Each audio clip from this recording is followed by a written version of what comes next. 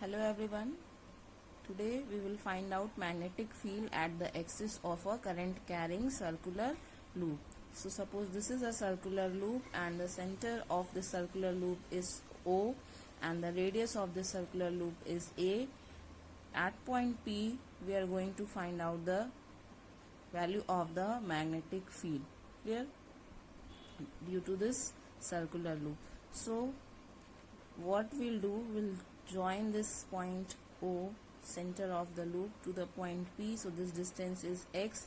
We'll choose a current element of this circular loop AB, and this current element distance from point P is r.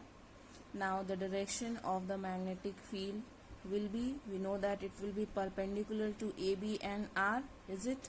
So in this case the direction of current flowing is in this direction. So if you will find out by right hand palm rule, direction of current is in this direction, point is in this direction. So in this case the direction of the magnetic field will be in the plane of paper and it will be perpendicular to the AB and R. Clear? So in this case the direction of the magnetic field is along this direction. Clear? Similarly we'll choose another current element A dash B dash, and due to which the direction of the magnetic field will also be perpendicular and it is in this direction. Clear? Now this angle between this line joining the point P, that means this distance R, and the line joining P and DB is making an angle of 90 degree. Clear? And this small angle is given as phi. So what will be this angle?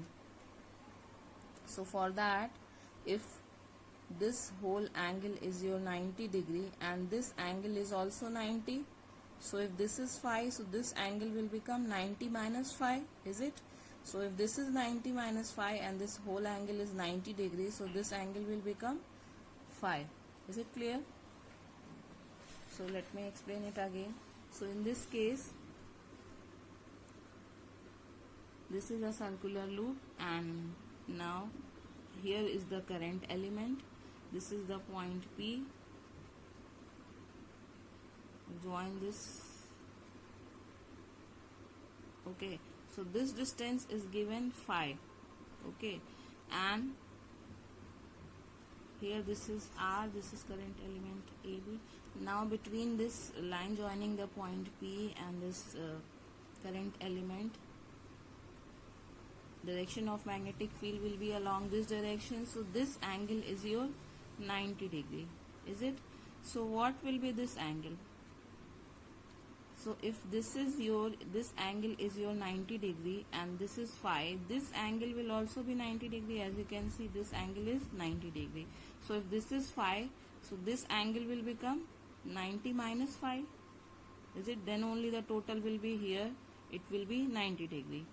Now when this is 90 minus phi and this whole angle, this is your 90 degree, so this angle will become phi. Is it clear? This angle, see, this angle, this total is 90 degree, this from here, this angle is 90 degree and this is phi given, so this angle will become 90 minus phi. And now this angle is given, the angle between here, the line joining the current element to the point P, and this is the direction of DB. So this total angle is 90, they are perpendicular. So if this is 90 minus phi, so what will be this angle? This angle will be phi. Is it clear? And if you extend this line here in this direction, so now here again you will see this total angle is 90 degree, and if this is phi, so this angle will become 90 minus phi, then only the total will be 90 degree. Clear? This is to explain you how this angle is your phi. So this is phi and direction of dB is along this direction. So what we'll do, we'll resolve this dB into two components. So along this direction it will be dB cos phi, along this direction it will be dB sin phi.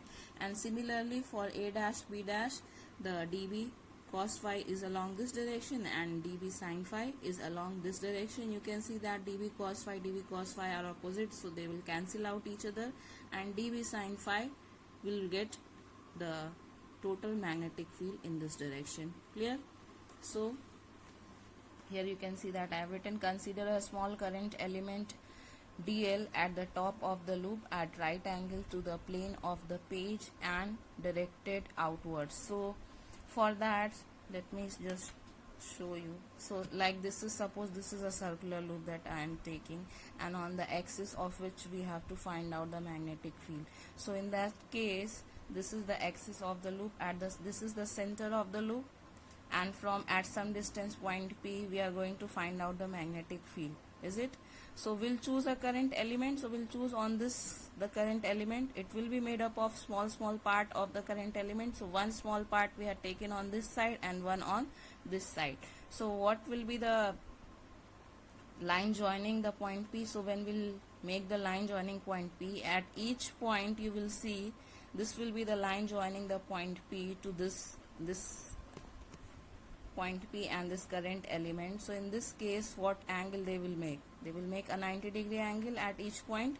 So in the diagram it is the, if you will see, the diagram is like this, but on paper we are showing it like this, is it? So here the loop is like this, and the line joining the point P to the current loop is like this.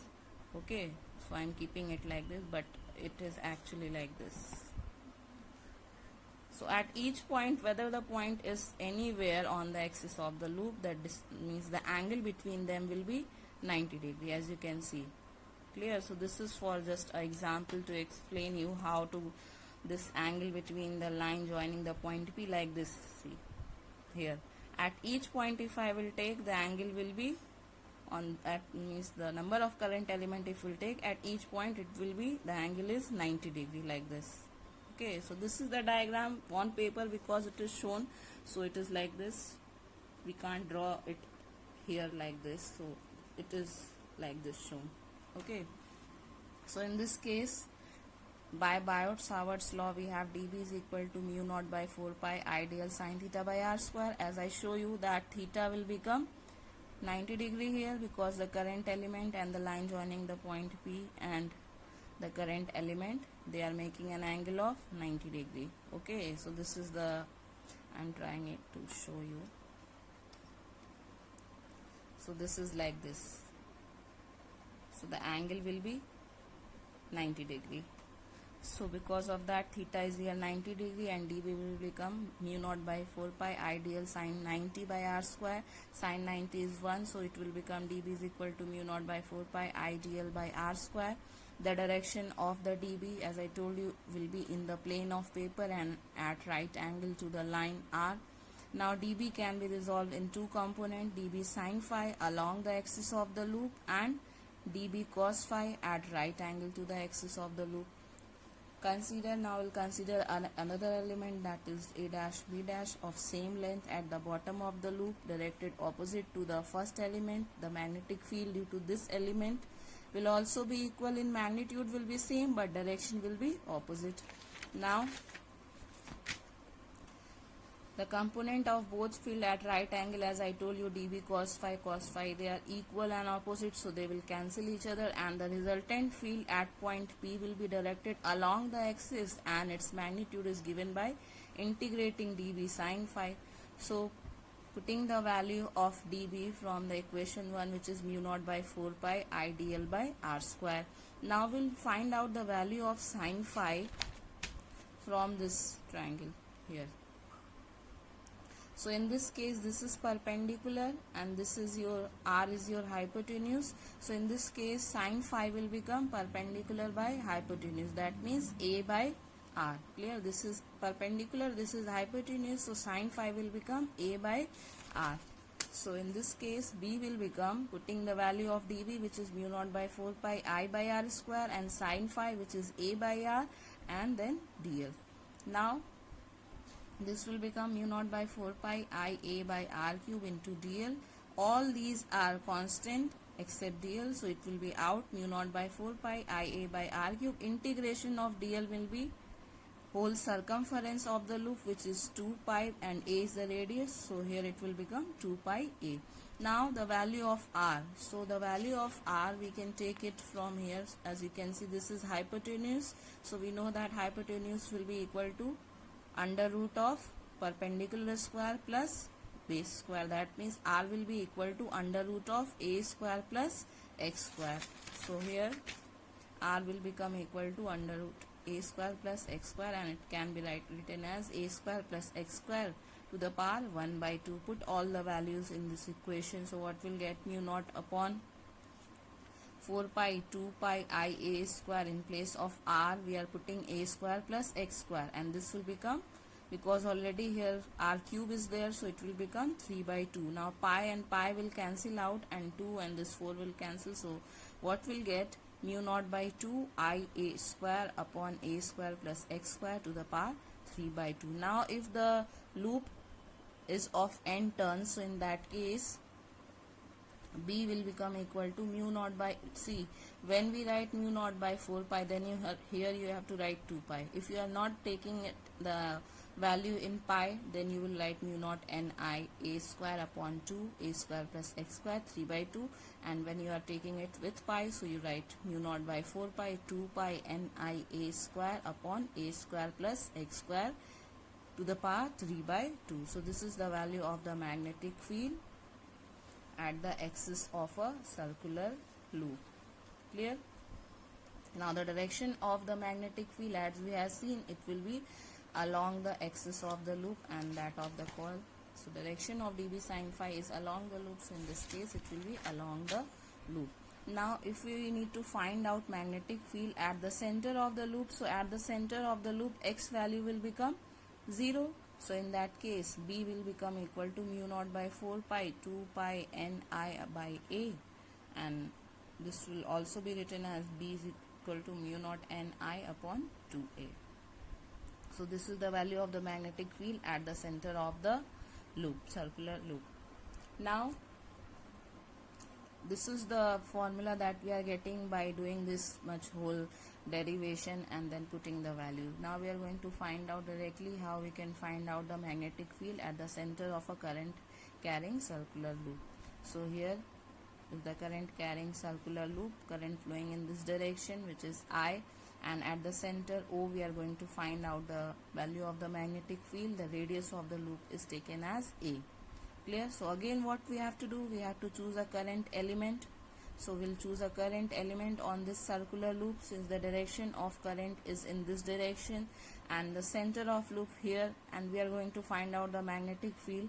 So what will be the direction of the magnetic field? That will be, again we have to use right hand palm rule. I hope all of you have seen the first lecture in which I have explained this right hand palm rule, and also I told you that every day after every derivation we need to use this rule to find out the direction of the magnetic field. Two main rule, right hand thumb rule and right hand palm rule. So here we'll apply right hand palm rule. So now you can see that the direction of the magnetic field is along this direction.